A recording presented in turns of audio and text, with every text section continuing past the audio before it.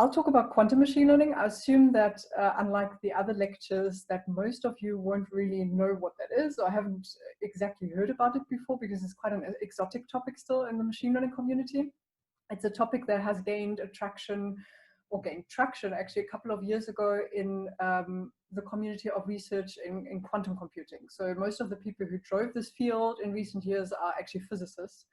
And this is kind of the initial disclaimer here, we won't really talk about, magical quantum theory like Schrödinger's cat, or I don't know, spooky action in the distance, and try to understand how we can do magic with machine learning. But it will be a very, very down to earth. And as a second disclaimer, also, many of you have heard about quantum computing, know that one of the big goals in the last 30 years in quantum computing is to speed up algorithms, to make intractable algorithms tractable.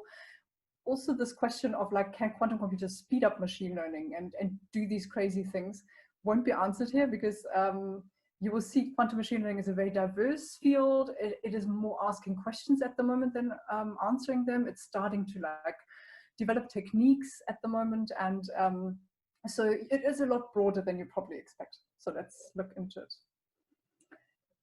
Please ask questions anytime. So this is a long lecture. Let me just see. Oh yeah, there we go.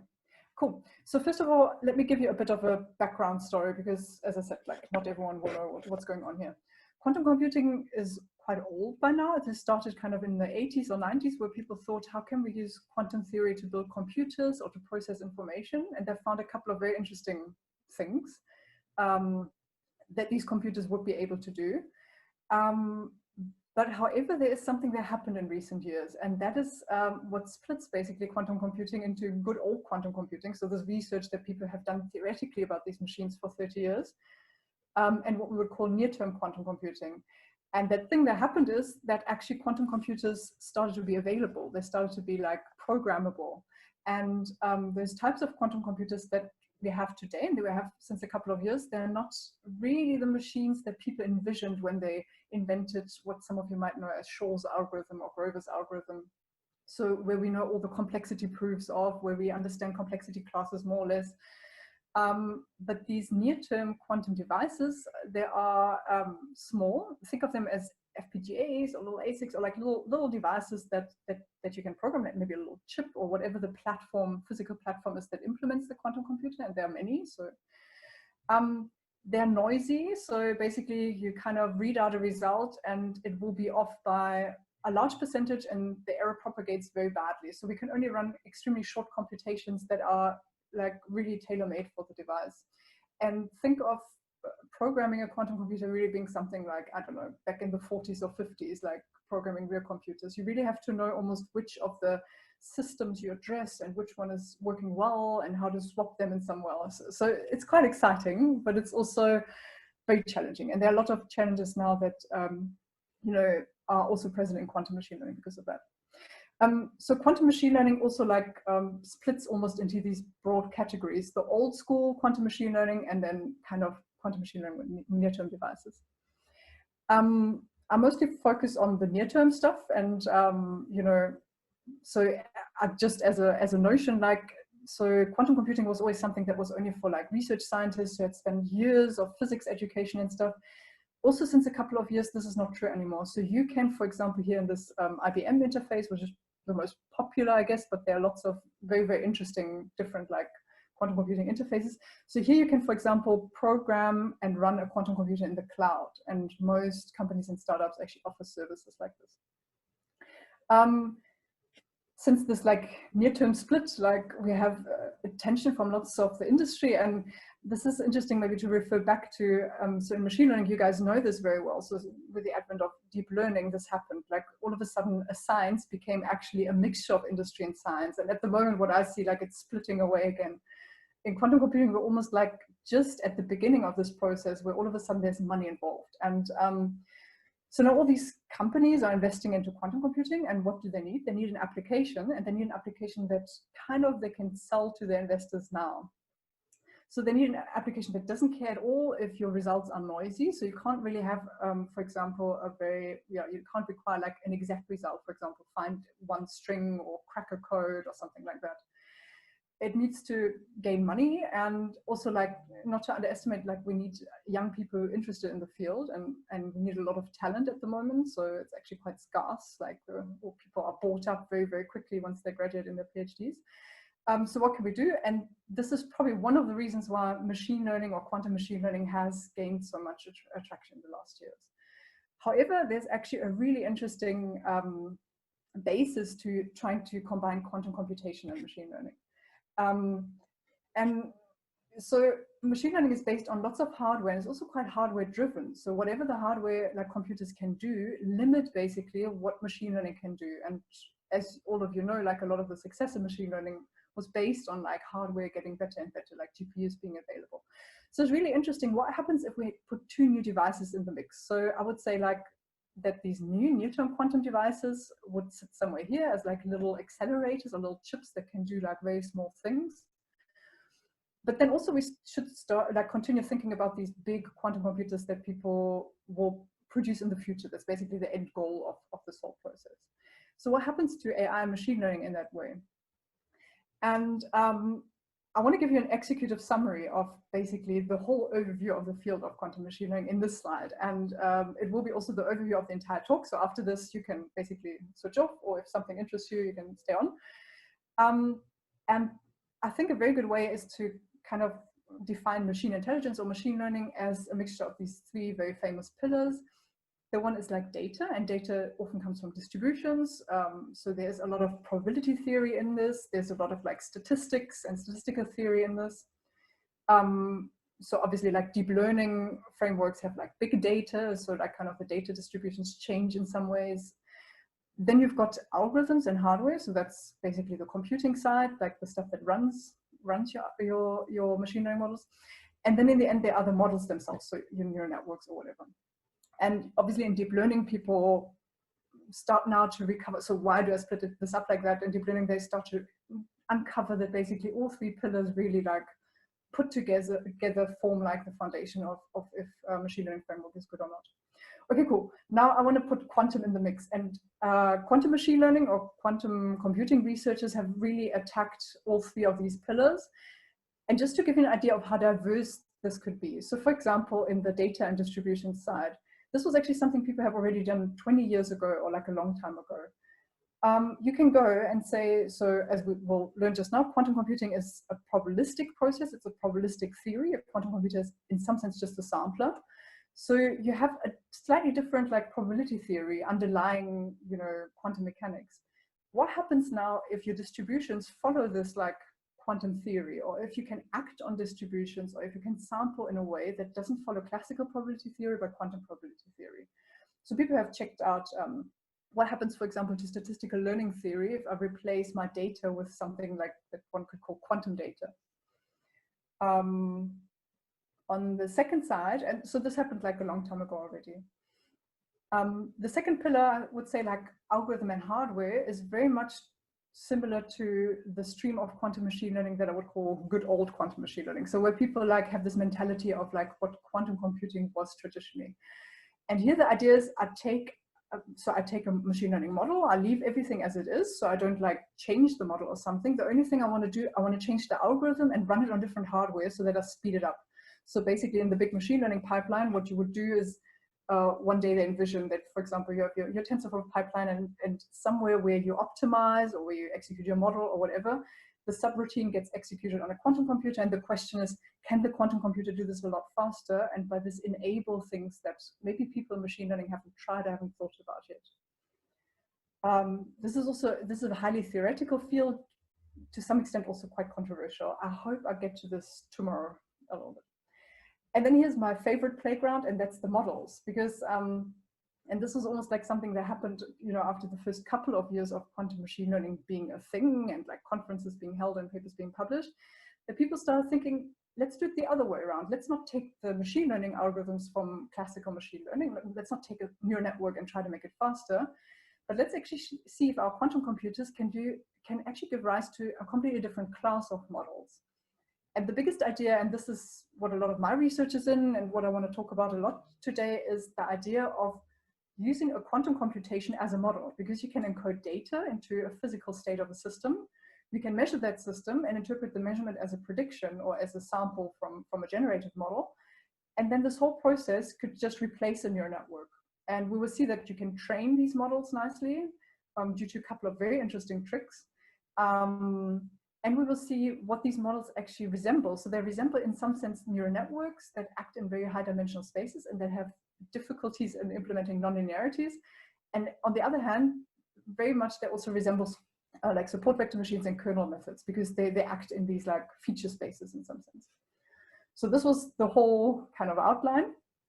And what we will do here, we will go actually backwards. So I want to talk about models today. And if I even don't get further than that, I think those other two topics, they're kind of like a bit smaller at the moment in the community. You could say like the discussion is a bit older. So I want to start with the models with the latest stuff, and then I'll also comment on like the more theoretical and the more like established ideas and parts.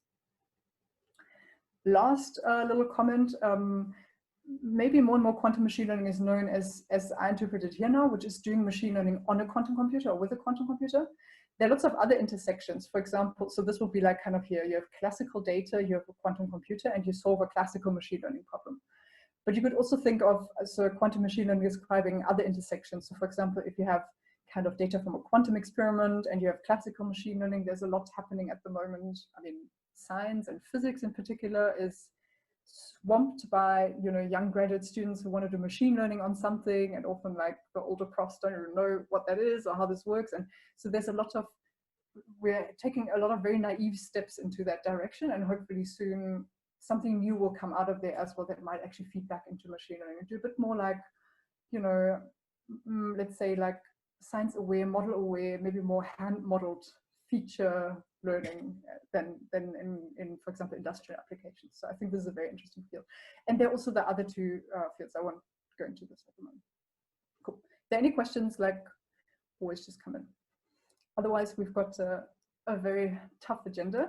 So I assume that most of you know linear algebra. That's, I think, the basics that you need to understand quantum computing. Obviously, I can't talk about quantum machine learning without giving you a basic introduction, but don't worry, I won't talk about physics. I won't talk about photons or anything like that. I want to do two things. I want to first give you a little intro, a couple of slides that motivate why we talk about quantum computations as linear transformations of very high dimensional vectors. So why is quantum computing actually just linear algebra in a very high dimensional space? And then I want to like kind of reset and do the same thing again and start giving you like basically a picture of how quantum computing works, and that I will use in the other sections. And then I will go through these three pillars, so to speak. I hope though that at the end of this section here, you will already be almost able to see what I will say in the next section, because the structure of how quantum computing looks mathematically is so, you know, suggestive of what machine learning it could do. Okay, cool. Let's go. So if you ask me to summarize the rules of quantum mechanics in general, that would be probably it.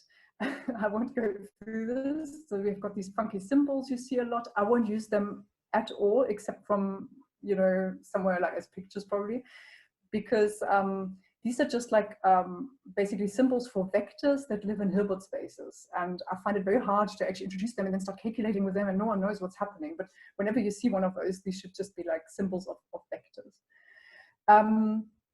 But you can do the entire thing or the entire linear algebra also as matrix vector notation. Even like in the 30s, like, you know, Heisenberg himself has written down the entire Dirac formalism in basically matrix vector notation. I think this is a lot easier to understand for people. Okay, cool. Let's get the setting clear. What does quantum theory in general describe? And quantum computing is no different.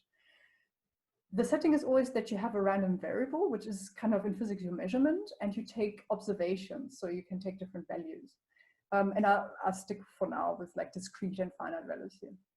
And then what quantum theory describes is nothing else than the probabilities of these observations to occur. So quantum theory predicts like expectations or probability distributions over measurement results. And that's all that quantum theory does. So it's a probabilistic theory in its basis. This becomes important in quantum computing because people always say quantum computing is highly parallel, but what they actually mean, it's probabilistic. It kind of like goes through paths of possible outcomes in some sense. So And now you can define the expectation value of a random variable that you all know in machine learning is nothing else than here in this setting, which is basically just the measurement result, which is in our case, we always think this is a numerical value times its probability and then the sum over it. So it's basically the average value. So now we need two mathematical steps to get to vectors and matrices. And I can't really explain why this is needed. Just think of it as people figured out that this describes the experiments and nature in a very nice way. The first one is this: replace your, let's put these probabilities here in a vector. So I will always talk, when I talk about vectors, I usually talk about probability distributions that are discrete and that are where the probabilities are entries of vectors. So the only thing we do here, we actually take the square of these probabilities and write it into a vector. And now we call it Q. And we also change the measurement itself. We put those measurement outcomes on the diagonal of a matrix.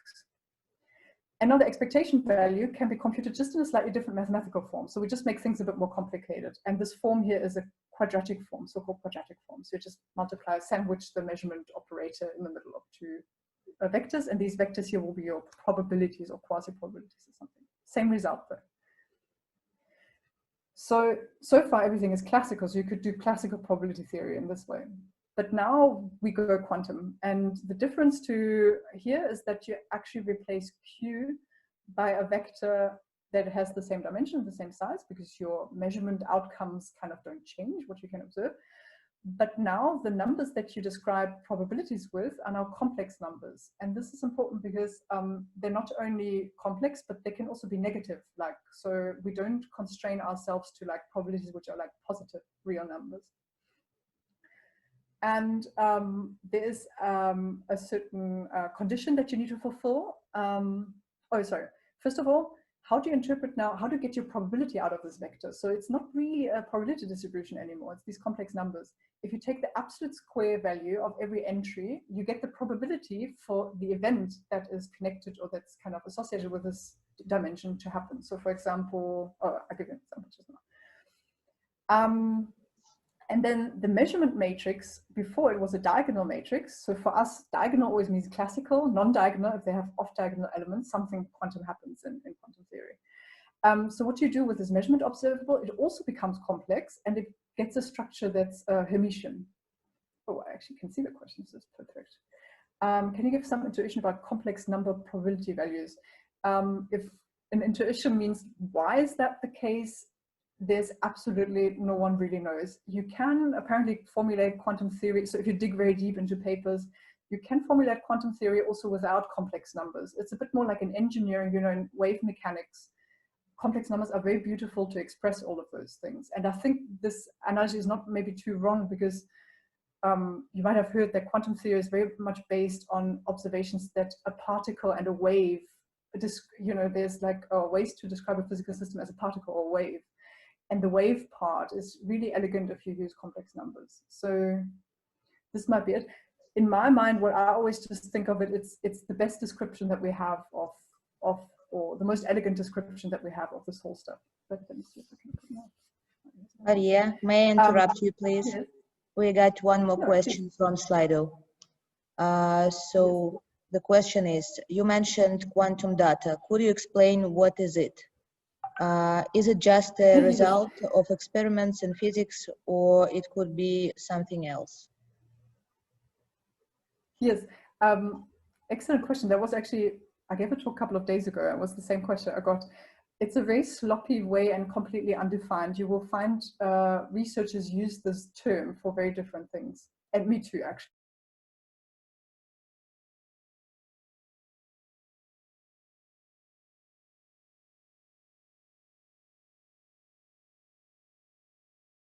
Wait, sorry, am I back? Yeah, we can see you and hear you as well. Zoom kind of kicked me out there. I don't know what happened. Okay, let's hope it doesn't happen again. Cool. Oh, and actually you asked me to put this one here on as well. Sorry.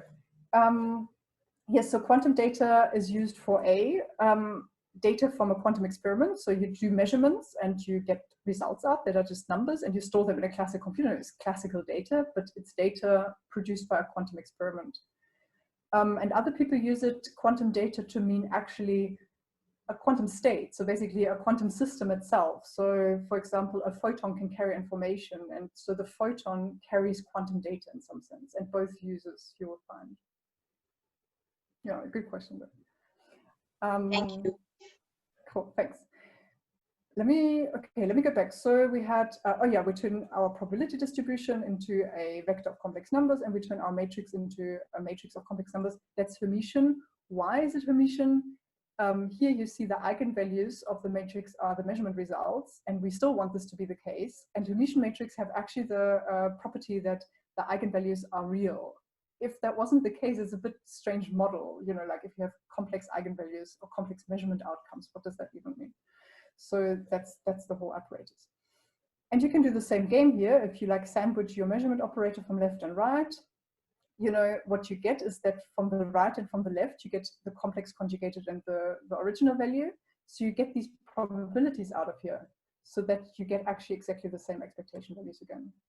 So whenever I talk about a quantum state, what I mean is this weird probability distribution or this weird, I call it quasi-probability distribution. It's probably not mathematically correct, but it's basically the bookkeeping vector that tells us about probabilities of measurement results. And how does it tell us about it? You take the absolute square value and you get the probability of a certain event to happen. And the last little bit that we need, and this is why, you know, we have now the vectors. Why do we talk about high dimensional vectors that describe quantum systems? That's those probability vectors, those quantum states. Why matrices? So when you manipulate a system, so in physics, you always have time somehow. You change your system. If you go to the classical probability distribution, what does it mean to like manipulate your system? You might know this from hidden Markov models or Markov chains. So how you mathematically describe it, you describe it by a matrix, a stochastic matrix multiplied with this distribution, then you get another distribution. And why stochastic? Because you need the distribution to stay normalized. It has to still add up to 1, otherwise it's not a probability. Quantum physics, kind of same thing happens, but now here, because we have the absolute square values have to sum up to 1. Our matrix doesn't have to be stochastic, but it has to be unitary. That's just a property of the matrix, basically, that keeps the vector nice and normalized. So now what I want you to understand from this is we describe quantum systems by unitary, which are just linear, certain type of linear transformations on high dimensional vectors that describe these probability distributions. Okay. That's kind of the block. And now if you didn't understand anything, you get another chance, because now I'm getting into quantum computing, and I will use this fact that you multiply and just develop a couple of pictures, and those pictures will guide us in the rest of the lecture. Okay, let me try to describe what's going on here. On the right here is our probability vector. So this block here, this rectangular, is for me always this quantum state, and the entries are those complex numbers, and if you take the absolute value squared, you get the probability of events. In quantum computing, not in all quantum computing, but most of it, we're talking about a computer that, like a classical computer, consists of n bits. You call them just qubits because they carry quantum information, not classical information. So now what does this probability distribution actually describe, or what system or what measurement results? It describes the measurement results, loosely speaking at least, of observing those qubits either in state 0 or 1. So basically, it's a probability distribution over all binary strings that could happen. So by convention, the first entry is always, what's the probability that all of the qubits are in state 0? The second one is, what's the probability that they're, the last one is in state 1 and the rest is in 0, or whichever like ordering you have then there. And now, if I write the qubit system down like here, everything is in 0. I guess you should be now able to understand why the first entry is a 1 and the rest is 0, because what does this mean? This means the probability of observing the 000 state is 1 and the rest is completely unlikely. So this like idea of so this is basically a Dirac distribution, discrete Dirac probability distribution. You could think of it like that. If you're very clever, you might also wonder, why is this a 1 plus OI? I could write anything here. I could write minus I or minus 1. All of those absolute squared values equal, 1. So it's well defined. So basically, this is not unique. Lots of quantum state can map to the same probability distribution. And what you have up here is something called, physicists often use a Bloch sphere picture. It's called the Bloch sphere. if this is a normalized vector, in some sense, you can represent it like a vector, like a point on a sphere.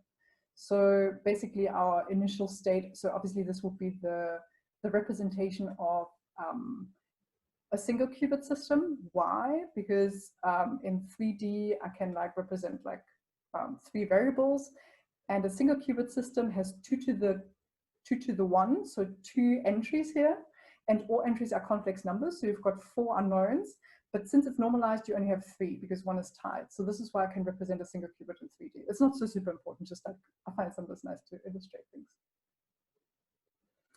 I'm not sure, so I always have like kind of, the slides are always followed by code because quantum machine learning has kind of a package, like a bit like TensorFlow and PyTorch, or it has a couple of like packages developed, and one of the biggest ones is PennyLane, and I'm kind of involved in developing it. And maybe I'll just go through it very quickly, but for those of you who like to see code, this is how you would describe this quantum circuit that I just have, where you just have the qubits, you don't do anything. In PennyLane, you would kind of define a device. This device is, in this case, just a simulator that runs locally, but it could be hardware in the cloud or whatever. And now you define your circuit, and you see nothing happens, and you return the probabilities. And if you run the circuit here, so this is very Pythonic here, as you can see. So you get kind of the probability distribution out. You see it's 1, 0, 0, 0, which means your state was in 0, 0. And then you can actually hack the circuit and call for the internal state. That's this complex numbered state. And you see it's exactly what I wrote down. So you could try this at home, basically. If you go to PennyLane AI, you know how it works. Let me just check. Cool. So I just want to get you used to this picture here. So now in quantum computing, what we do, we always describe time evolution, or what we do with qubits with these wires here. So we just draw these lines, and then we have these boxes that describe the gates. So this is basically a circuit diagram like in electronics.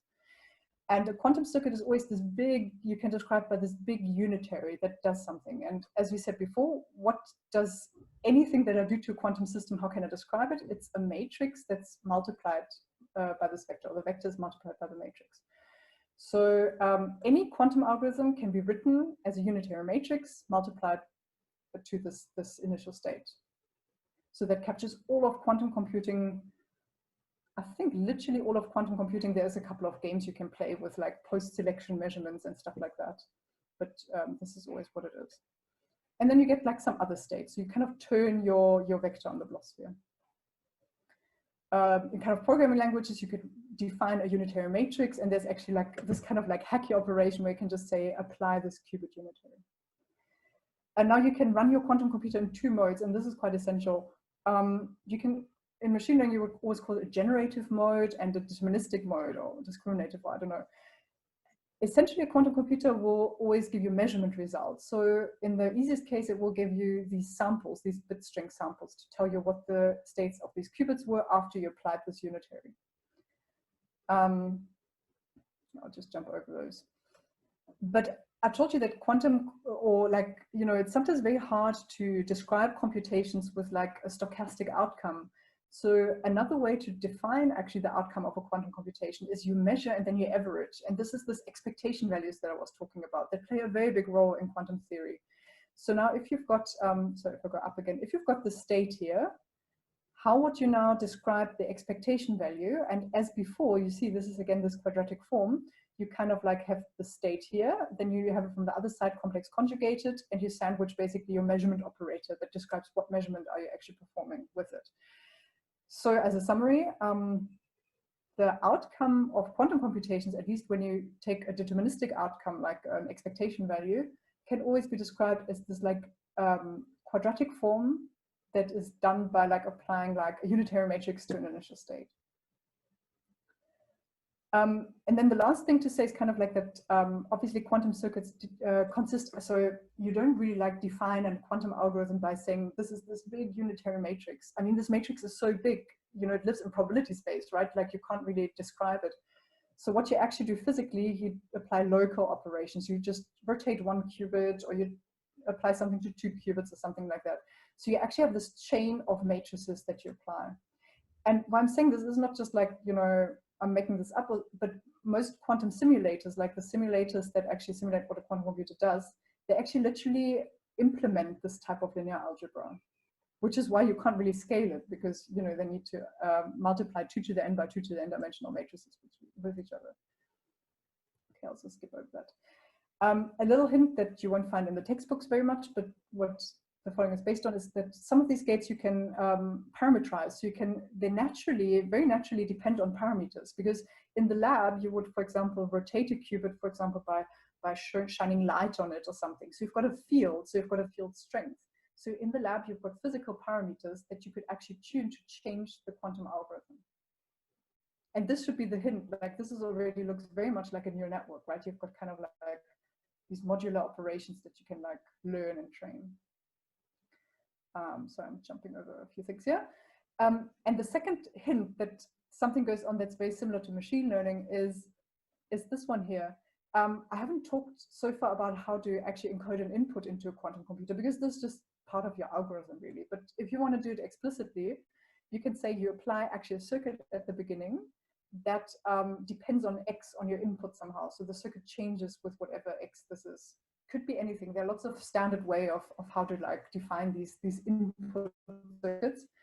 But what's going on here in our really high dimensional space, in our linear algebra operation basically, is that that you apply a matrix that depends on X. So what you get out of it is a vector that depends on X.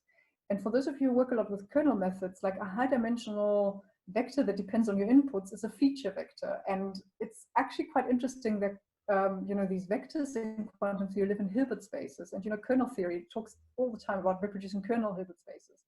So all the properties that we're interested in kernel theory, we almost get automatically out of quantum theory. So that's kind of the 2 hints. Let me do the following. So just to kind of like finish this off, or kind of make a bridge now to this idea of how to use this quantum computer now as a model, as a neural network, for example. I want to go back to this like kind of code example here. On the left, you see just a torch, a standard super stupid didactic like torch machine learning example where your model is defined here, and then you've got a loss, average loss, and you optimize here at the bottom. And this is the same example written in the quantum machine learning framework, which actually integrates to Torch or PyTorch, so you can use your machine learning library and then you just plug in the quantum part here at the yellow thing. And the thing you see is that the only line that's different really, except from like importing Penny Lane in this case, is really that the model is now replaced by a quantum circuit, and the quantum circuit kind of has this embedding function where it takes features X, and then it has like layers or something where it takes weights. And so the structure of a quantum algorithm is kind of like very similar in some sense to, like a machine learning model. And this is running code. So you could just run this and train the quantum model like you train another model. So that's the big idea. I'll do another like 5 or 6 minutes into that section. And then I think I'll pause for questions and continue tomorrow. But I think you've got the basic ingredients now to already understand what I want to say. So I just deepen this a little bit. The first one, maybe we actually finish that one. If you use this example here, and if you have this framework, so for those of you who code, like, you know that PyTorch, what it basically does, it thinks a lot about gradients of functions. So it's a framework for automatic differentiation in some sense. So what happens if PyTorch this little piece of code, the first thing it asks is for the gradient. And there's a big, can you actually get the gradient out of quantum computation? This is not trivial, because you can't just do backpropagation in some sense, because A, you can't really like hack into a quantum computation. If you get intermediate results out of it, it will, it will destroy the system.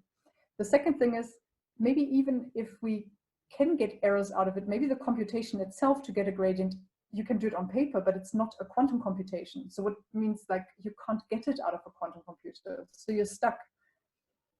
And there's a very beautiful result, so that we say like, how can we optimize quantum circuits in gradient-based optimizers? And that result, and I will only sketch it very like high level, goes as follows. If you now have this like big pipeline, you have a torch cost function or TensorFlow or whatever, I'm only talking about these 2 frameworks, obviously, like take your favorite one. And now we've got these quantum nodes, these little quantum computations in there. And the quantum node basically sends parameters to the model, maybe inputs and parameters, and then gets out like this expectation value here. How can you get the gradient of the quantum node with respect to like, or the partial derivative with respect to parameters that are feed into my gates here? And the answer is, and this was like kind of first kind of found in this paper, and oh, hang on, the last one disappeared here actually, yeah. So this one was just from a couple of days ago that even goes to higher order derivatives. But the answer to this is that in many cases, you can just run your quantum computation twice. You take the difference of the two, and that is your analytic gradient. And what happens in each run, you actually shift the parameter with respect to which you want to take the derivative of by an amount to the right and the left. Now, if you've done, thought a lot about gradients, you'll immediately think, okay, this is just numeric differentiation, right? I wiggle a bit to the left, I wiggle a bit to the right. But what you get out of numeric differentiation is an approximate gradient that is as good as like small you can get this parameter. And this is actually something we can't really do on noisy devices because our outcomes are much too noisy for this. It turns out the geometry of your quantum Hilbert space allows you to choose this as a very large parameter. So it's a macroscopic shift. Just to wrap this up, so these are called parameter shift rules by now, and there are lots of them, and basically getting gradients out of quantum computers is a very big research field that's quite interesting. There are a couple of like cool results of how to make a quantum natural gradient optimizer, or how to use double stochastic gradient descent, because you have something called shock noise when you measure, but you also have the noise from like taking batches of your data sets. So there's a lot of cool games you can play. Maria. Maria, we got one more question from YouTube stream. Cool, thanks, yeah. Why do you prefer Pennytail rather than Cirq and TensorFlow Quantum? Yes, so Cirq is not a quantum machine learning framework as such. So Cirq, Qiskit, and all of those are frameworks like that are for quantum computing in general. So PennyLane is specialized on quantum machine learning. There's no reason why I prefer PennyLane except from that, I'm developing it, so this is the language that I'm very native in. So there's TensorFlow Quantum came out a couple of months ago, which is a plugin into TensorFlow, which has a bit of a different, like every programming language has a bit of a different focus. So PennyLane is more like hardware agnostic. It doesn't matter what the backend is or what the simulator is. It can use TensorFlow or Torch or whatever.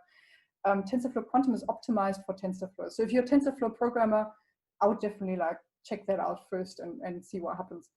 Yeah, and I think it's also nice because this whole realm is really growing. So there's more and more interest in those quantum machine learning specialized frameworks. So I think except from TensorFlow Quantum and PennyLane, there's also an academic library called Tequila. So there are a couple of frameworks.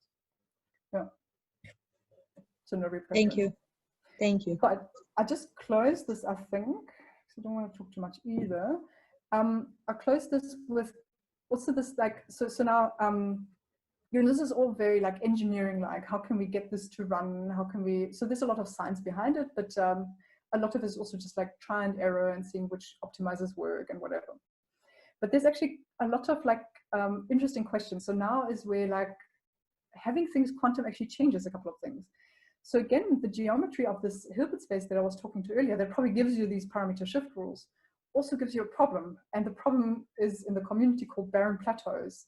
So this comes from random matrix theory and something called concentration of measure, that you can show that if your Bloch sphere grows, which means you just have more and more qubits, you can show that your gradients vanish. So basically, if you take a circuit, special types of circuit that it's proven for, but people say like it's true for like lots of circuits, and you randomly sample parameters, so starting point of your optimization algorithm, you have a very, very high chance that all your gradients are zero. And this is like something that gives us a big headache at the moment, but they are very interesting, as in deep learning. This was also probably deep learning at the beginning, and there's lots of really cool stuff coming up now, how to avoid this.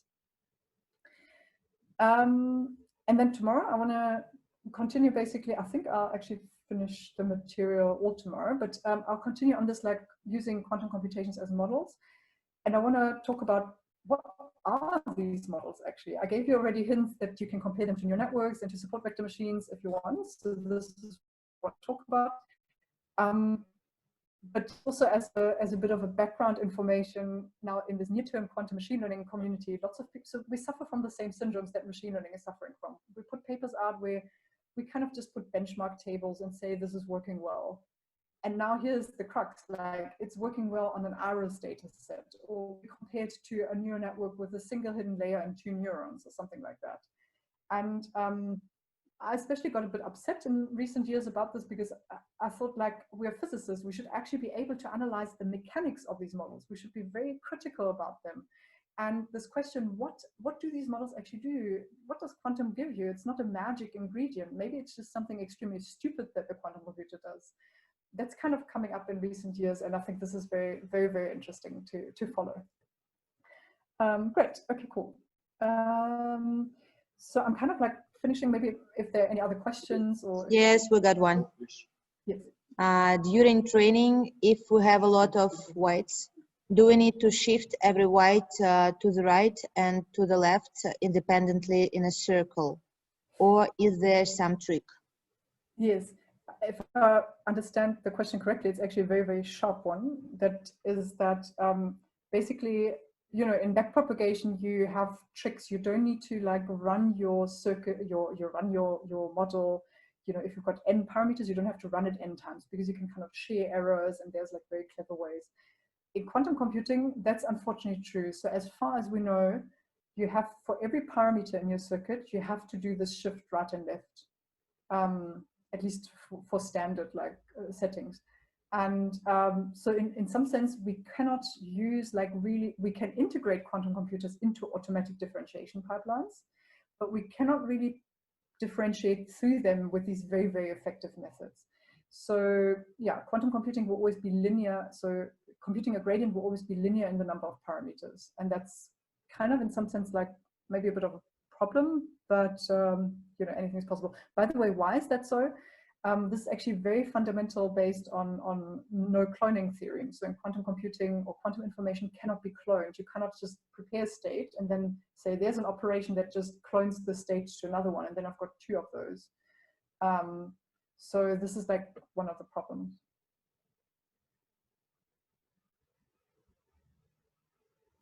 Thank you for your answer. Cool. Also, if you want to talk to the organizers, if there's something, you know, after hearing this and you're still keen to like listen to tomorrow as well, if you've got specific questions for tomorrow that I should just talk about or illuminate again or something like that, then I can prepare better for what you need. And yeah, so feel free to kind of get them to me somehow through the channel.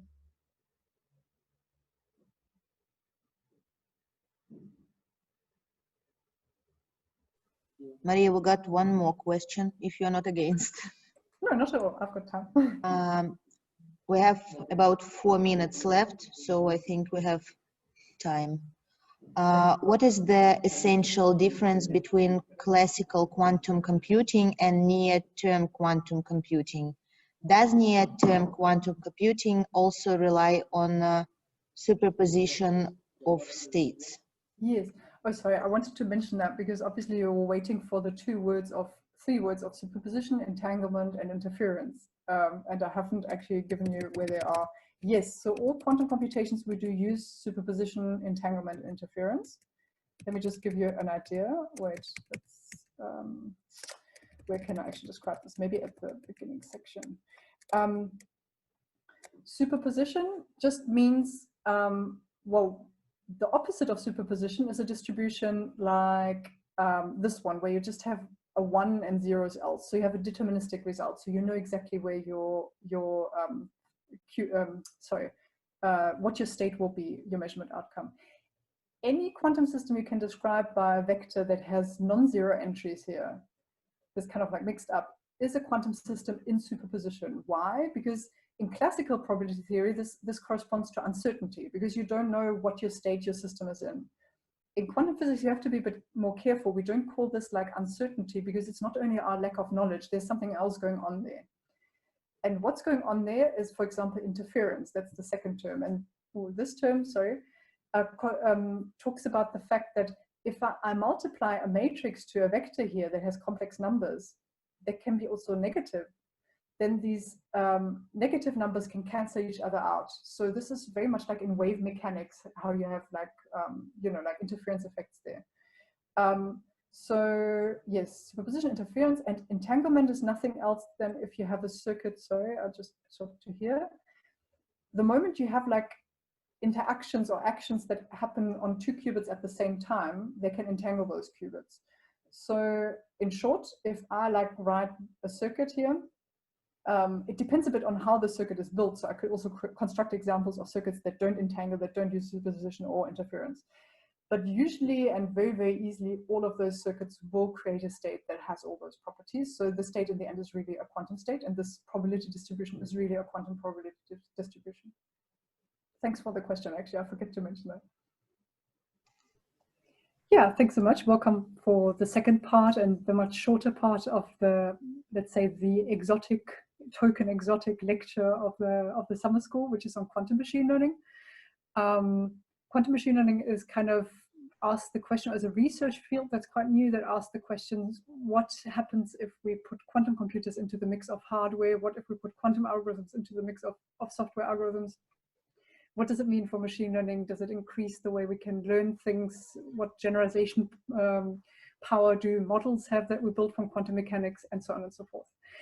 And I'll go over a quick recap, and then I'll just basically finish that section from yesterday. That's the goal for today, and I think we've got a long question and answer session after that. So I kind of motivated the whole talk by saying that quantum computing research has a bit of an interesting split recently between like good old quantum computing, which is like kind of the theoretical ideas of like, pinpointing a model of a quantum computer that might one day be possible or not, and inventing algorithms, analyze them very theoretically, like computational complexity wise.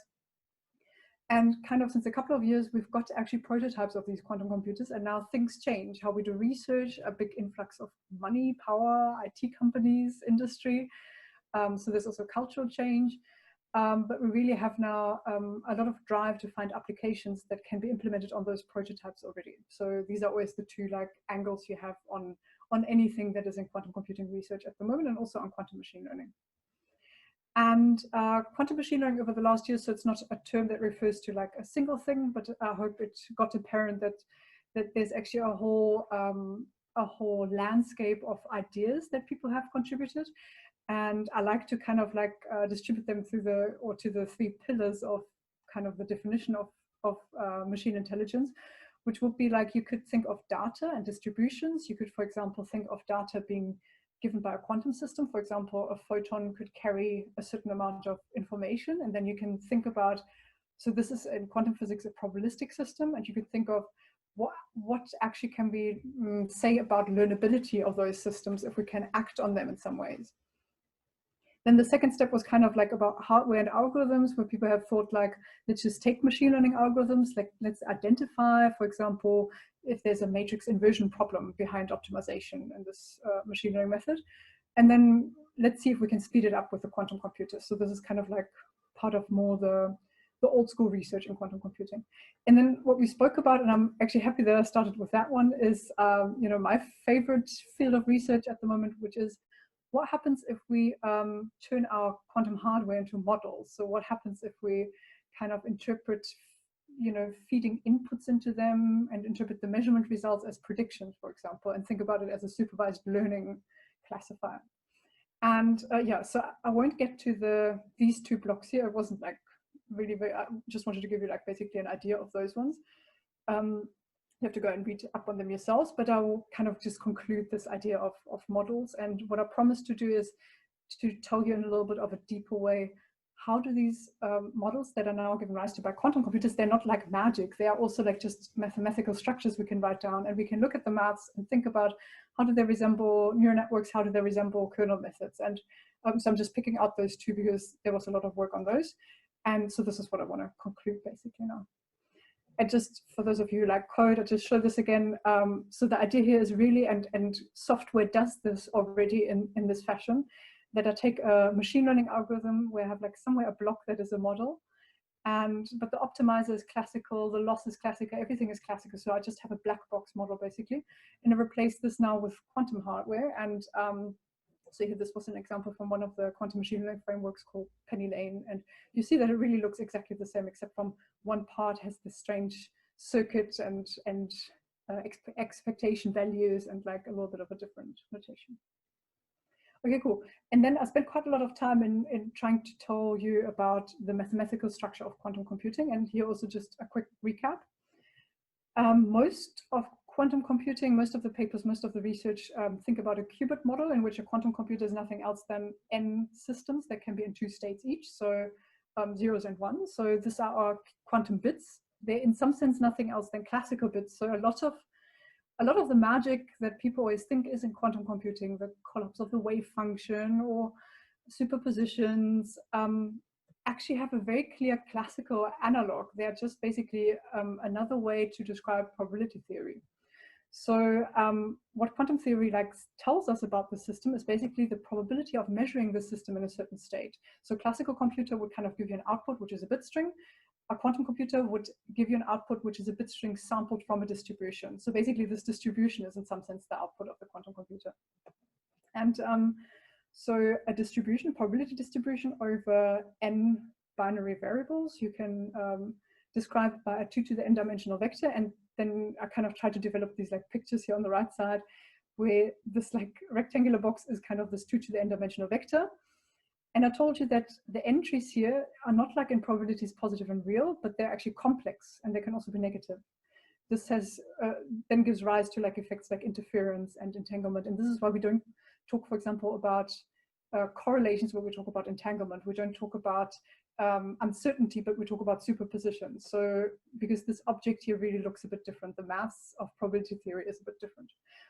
Again, how to interpret this thing is if you look at the entries, every dimension in this convention refers to one of the possible measurement outcomes. So basically one of the binary strings you can read out of your quantum computer. And you have to take the absolute value squared of this complex number, and this gives you the probability of this event to happen. So this is a bookkeeping vector of your probability distribution.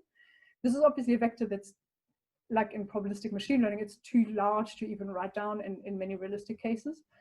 And so this is basically just the mathematical framework that describes quantum physics. And kind of the largeness of this vector is exactly the reason why we are stuck with either very small scale simulations, because we can only write down this vector for maybe 15 qubit systems, 20 qubit systems. With a lot of tricks, we can push it probably up to 50 qubit systems or something like that. But after that, we're completely lost, and we need the hardware. And the hardware is kind of noisy, it's small, it's not entirely developed yet, it's more like prototypes. So everything we talk about in quantum machine learning is really either you have to theoretically investigate it, or you have to make small simulations, or you have to make very noisy real life simulations. So you're a bit in a rut way, which explains maybe why we can't really say yet a lot about this is much better than classical algorithms, for example, something like that. Anyways, so this bookkeeping vector here, which is called the quantum state, what an algorithm does, so this is kind of here the timeline. What an algorithm does is basically just a unitary, which is just a certain type of linear transformation of this initial state. So, and since a quantum algorithm, like classical algorithms on the elementary level, consists of lots of little gates, this is the same case here, you can actually write down a quantum algorithm as kind of a chain of these linear operations. And then to get out, so in the end, you get kind of a distribution you can sample from, but to get actually an expectation value, so a measurement average, you would kind of have to build this quadratic form here. And this is something that's, mathematical expression that you find all over quantum theory. So this is the formula of an expectation value for an n qubit system.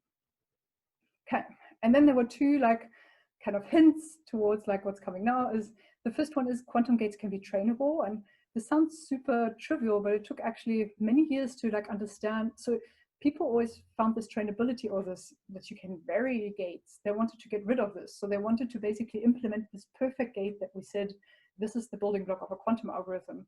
And only because these near-term devices came up, people have asked basically what can we do with those devices, because we can't really determine the parameters with a super high precision. So what they said, let's just use these physical parameters, don't fix them, but actually use them to vary them. And now we've got these variational algorithms that we can kind of train these quantum computers. And the second ingredient was, it's also more an insight that sounds very obvious, but that took a while, is that the moment you kind of encode data into your physical operations, so you kind of shine a laser light or you have an electromagnetic field that depends on X on an input, what you effectively do, you kind of embed this input into a 2 to the n dimensional feature vector. So you automatically do that. I'm just hearing, is there anything? Great. Okay, and then the last thing that I said is, okay, the first, before I even ask what are the models that we implement here, we have to actually say that this is practicable, and it's practical only if we can get gradients out of our quantum algorithm. And there's a lot of research at the moment based on this very beautiful result that you can compute, or you can estimate an analytic gradient, so an exact gradient on a quantum computer, by doing something that looks like finite differences. You run your quantum algorithm twice and you shift a parameter to the left and to the right.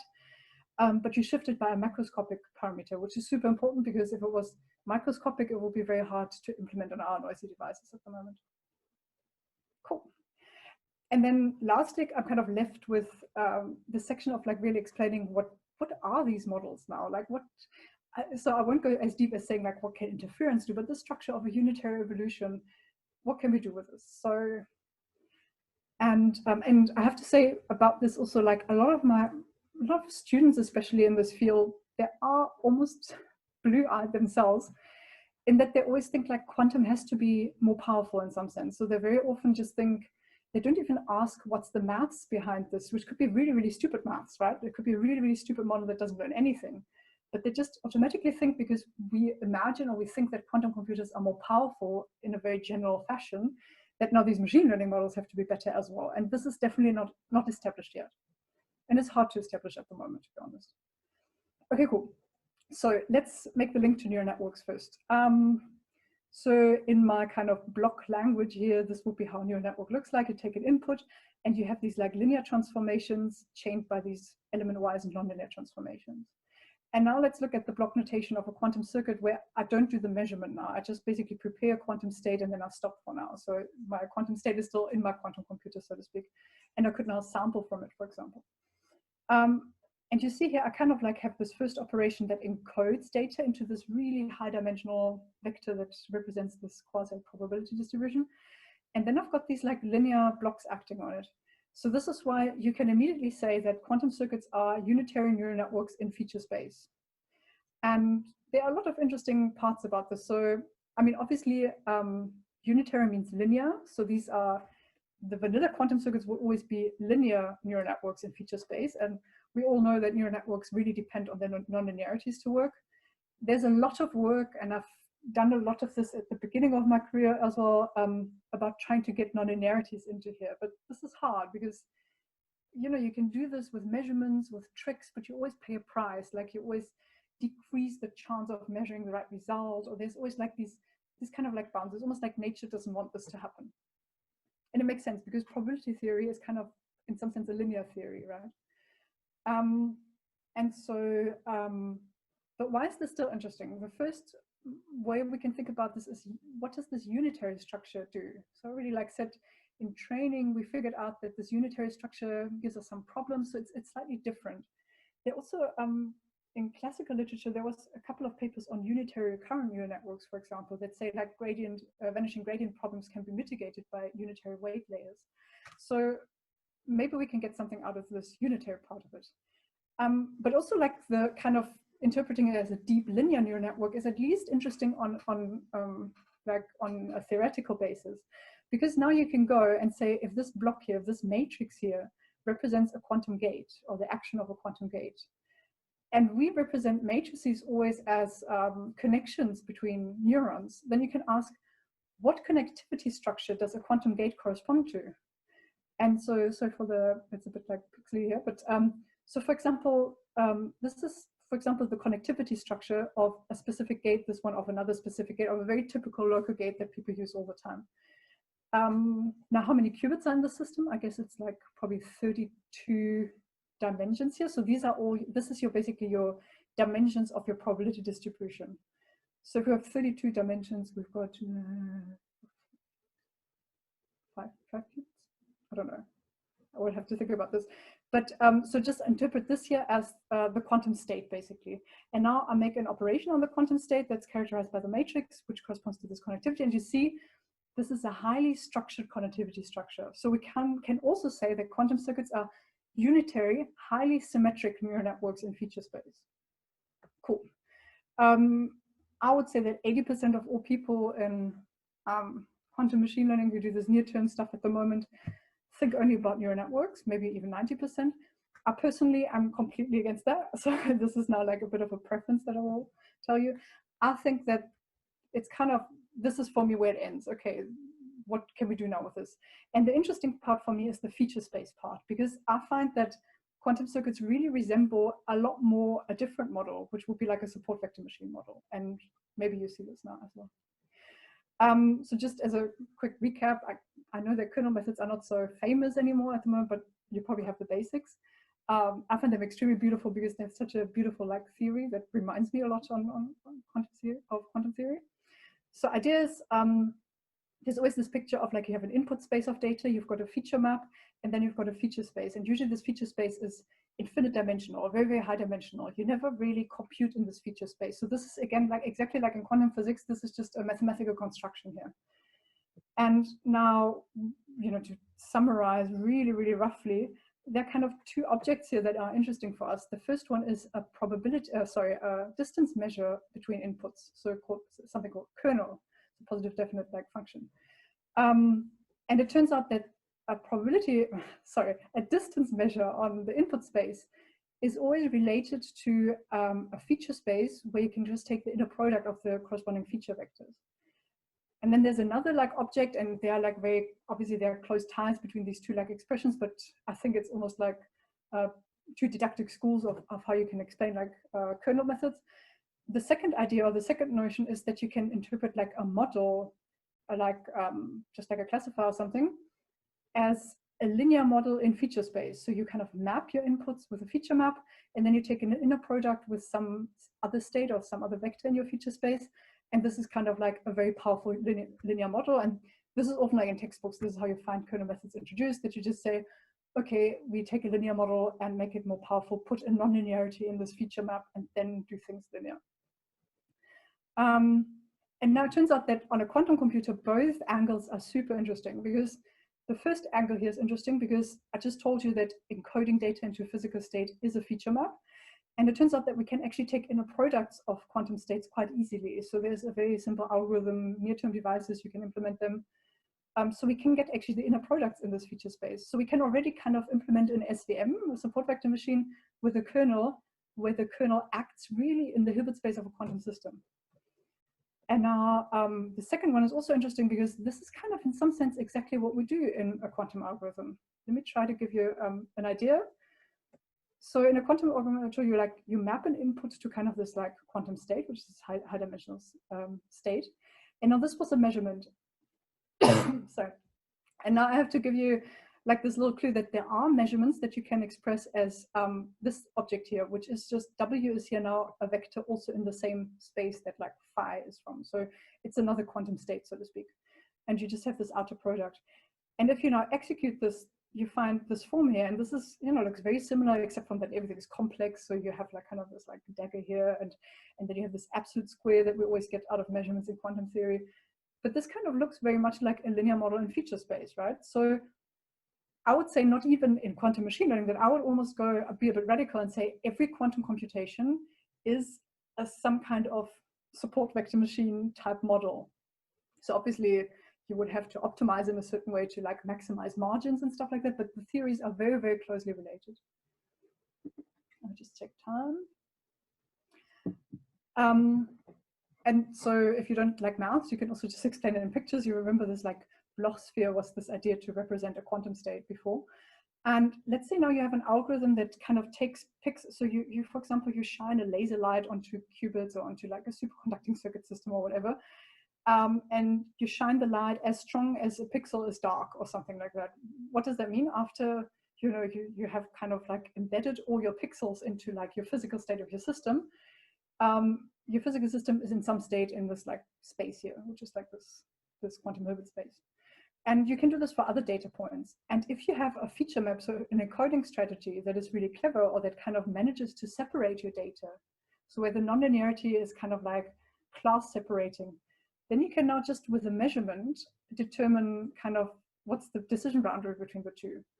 And why this is super interesting is that quantum measurement theory and how to distinguish between two ensembles of quantum states is very old and very well understood. And it's actually quite beautiful how you can connect this like deep old quantum information theory now with machine learning in quite a nice way. Just to give you an idea, because I know this is a bit cryptic at some stage, but so the easiest quantum feature map, so like encoding data into a quantum computer, will be, for example, the following.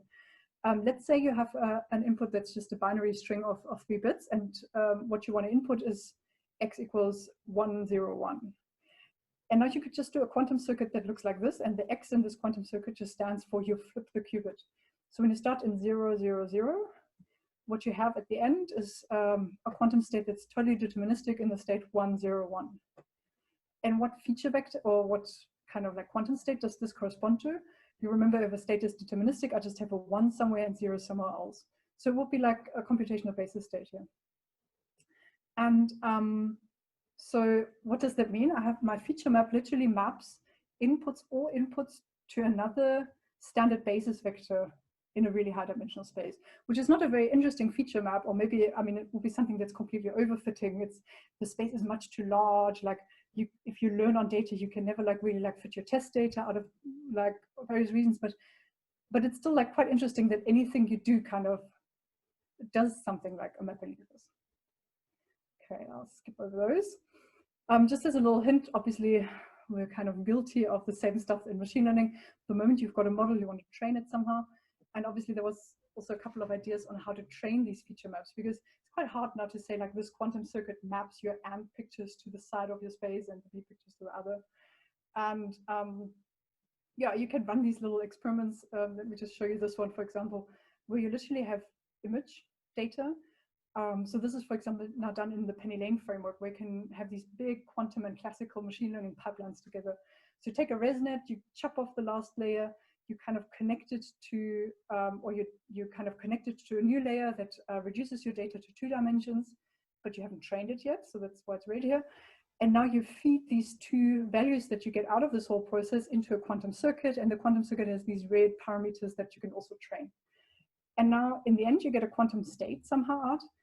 And now you can train the entire thing to separate images of B's and Ands, basically to be in different parts of your Hilbert space. And can also like look at what's the representation that the model learns. So for example, if blue and red are the different classes you want to learn, you really see that it separates it in a very, very periodic manner somehow. So the quantum circuit seems to like this kind of like embedding, or sorry, this intermediate step where the data is separated in this periodic grid. And basically, lastly, I'm actually super happy about this, because this only came up on the archive this morning, and it's a paper that me and 2 of my colleagues were working on really, really hard for a couple of months. And it kind of explains a little bit this result of like, why should the quantum model, or why, if I train the entire pipeline together, why does the classical model learn to kind of arrange the data periodically? And it turns out that, in a few words, that a quantum circuit or a quantum model can be quite nicely described by something that you would call a partial Fourier series. So assume most of you know what a Fourier series is. A partial Fourier series would just be a Fourier series where you don't have the entire frequency spectrum. So your frequency spectrum is usually all integers up to infinity, and any function can be expressed by a Fourier series. So it's a bit like a Taylor series. But it turns out like a quantum model has, or most quantum models have, a limited spectrum of this Fourier series. And the second observation, if this is not already like buzzing your head a bit, is that actually how many frequencies you have in your series completely depends on how you embed your data. So we have a clear link here between the feature embedding strategy, or the feature map that a quantum computer implements, and the expressivity of a model in terms of how many Fourier frequencies can it support. And the rest of your circuit, like, so in this case, like here, I draw a circuit where I do something, then I embed my data, then I do something, then I embed my data again. You can do this like over and over again. So the rest of all this circuit kind of determines what Fourier coefficients you have. And you can now really play this game of plotting, and I can say, okay, this quantum model here, I don't know if you can read this already, but for me, this is like something happens, some operation happens, then I encode my X, then some other operation happens on a single qubit. And I try to fit a Fourier series, so I have a ground truth now that's also a Fourier series of degree 5. And the quantum model, this is after training, the plots you see here, cannot fit the Fourier series of degree 5 here, because it can just like, you know, fit just a very, very simple sine function. And now if you increase kind of your embedding layers in the sense, you can fit higher and higher orders until if you have 5 of those layers, you can exactly fit a Fourier series of degree 5. And the same happens if you kind of repeat your embedding over qubits, so not just in layers. Okay, cool. I know this was already, even for quantum machinery, this will be a bit advanced, but just to summarize out of this, when we think about what our, when we think about what quantum models actually are like, we don't have to be blinded by the fact that there's something happening that's kind of non-classical here. We just have to look at the maths, and the math says, you know, quantum models look a bit like linear neural networks in very high dimensional spaces. You can push in some nonlinearities if you want, but much more general or much more natural is this approach to say our quantum computation is kind of a feature map plus a linear model plus this like square factor that you always saw. And then we can ask what feature maps can quantum computers actually generate, which is already a smaller question than what quantum models can we have, right? And then this last part should tell you that actually, and not surprisingly probably, because there's this wave nature, they're like imaginary numbers, like everything sounds like waves. It seems like quantum models very naturally express the class of functions that are Fourier series of different degrees or various degrees and frequency spectra. Okay, cool. Then I'll skip through the slides, everything that we're going to today. And just, yeah, and I hope you also like got from this like very short 2 lectures that this quantum machine learning thing, it's a very interesting field, but it has tons of open questions. So we haven't answered the question, is this actually even interesting to do machine learning? So this is really, if you are keen to do something that is really explorative, that not everyone else is doing, that's kind of very physical, very scientific, and where we're just doing the first steps of understanding what we actually have in our hands, where we can also play around with hardware that's growing and growing, yeah, then try it out and drop me an email. I think you find my email address like online everywhere if you've got questions about this. And some of the open questions here are, as I said, like what models are quantum circuits? I try to talk about this a bit. Are they actually useful? Do they perform well when we increase the problem size? At the moment, we test everything with very small data sets. What do these noisy devices do for the models? Are there domains that they're good for? So if we've got these Fourier structures, maybe signal processing is the right idea, and so on and so forth. Great. Okay, I think that's it.